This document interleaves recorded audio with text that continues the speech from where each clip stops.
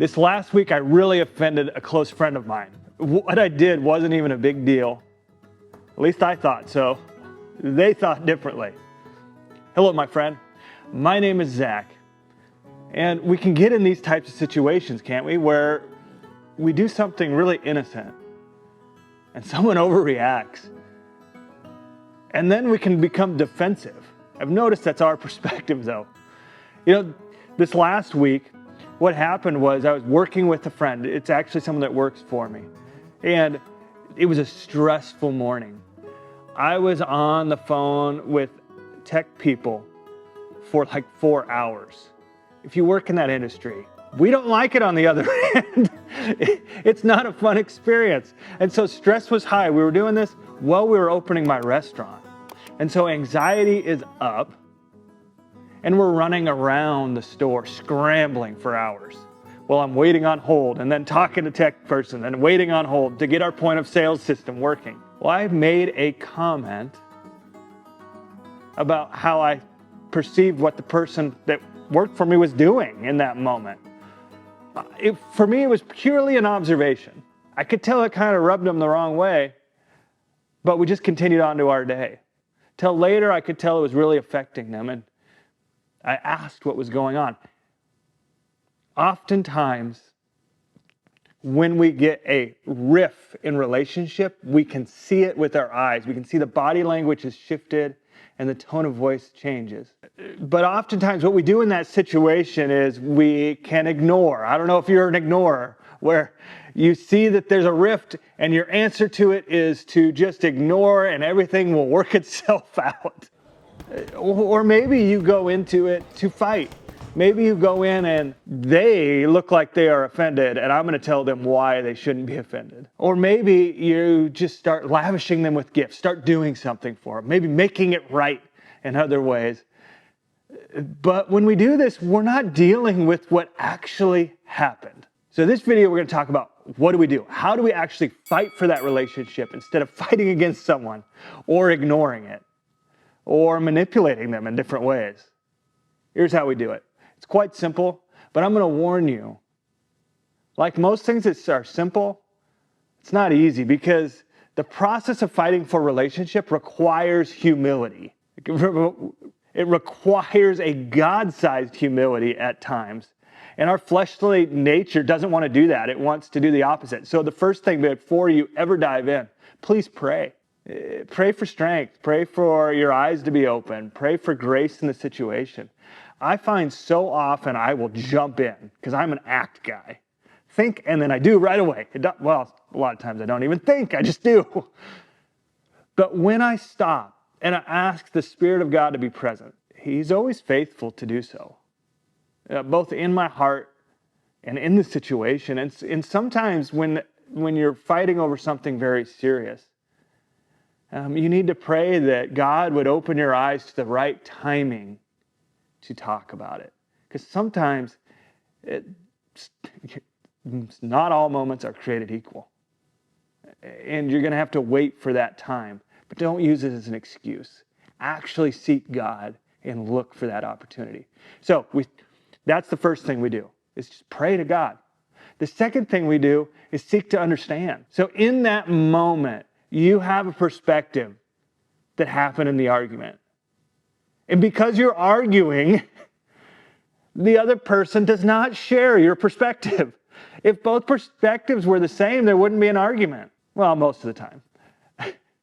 But when we seek to understand, what we're doing there is seeking to understand the other person's perspective. Understanding does not mean agreeing. And so in that moment, you are gathering information. You are a detective.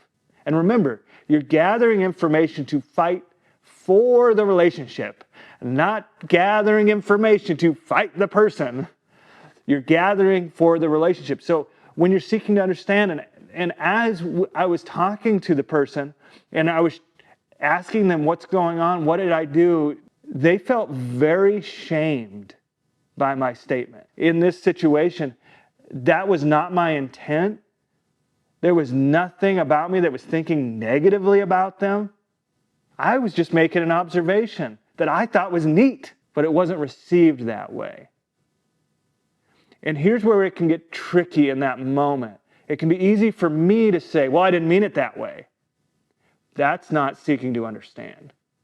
Seeking to understand is that I'm understanding that my words affected them and made them feel shamed. Not that I made them feel shame, but my words were interpreted to them like they were shaming. And so you just repeat it back. What I'm hearing is that what I told you, you felt I was talking down to you in that situation, that I was shaming who you were. Is that correct?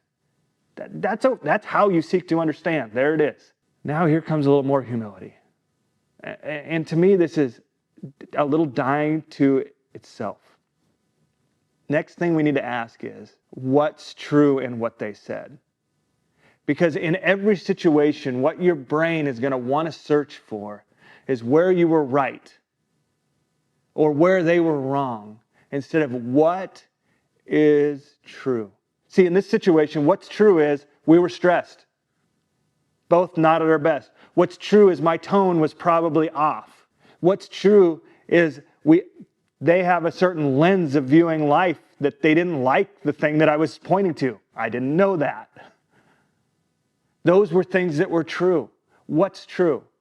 See, if someone's critiquing you and that causes the argument, even if they didn't say it in a way that was gracious, is it true? See, oftentimes we focus on how something was delivered, and that's what causes the fight. But we don't stop and say, is it true? So if your spouse is telling you that you're not helping enough around the house, you can get offended, or you can ask, is it true? If your child says, you don't listen to me, what's true in what they said? And not in a defensive way. Again, this requires humility. Too often we are fighting for our position, fighting for our pride, instead of in humility saying, what is true? The next part of fighting for a relationship is to apologize for our part. In any relationship, there's your part, their part, and the Holy Spirit's part. All are at play.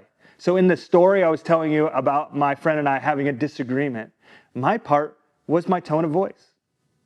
That was my part.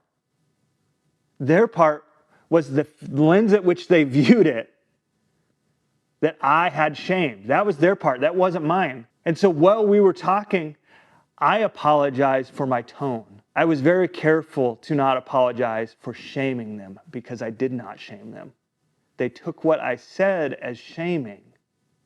And that's where we can get in trouble. And please, by the way, when you're doing this, don't say, well, I'm going to apologize for this, but I'm not apologizing for that because I didn't do it. That's not what I'm talking about. What I'm talking about is knowing where you end and they begin, and apologizing for where you messed it up a little bit. Even if I could go back and redo it.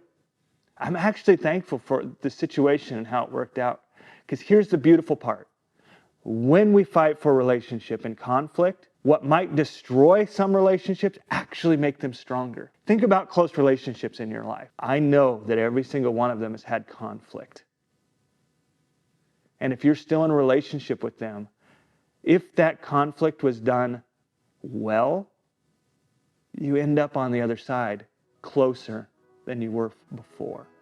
And that's what fighting for a relationship can do. But it's not going to happen on your own. The only way it can happen is when all three players are doing their part. We don't have to worry about the Holy Spirit's job. He does that pretty well without our help. We don't need to worry about their part. All we can control is our part. So I pray you'll focus on your part as you fight for relationship.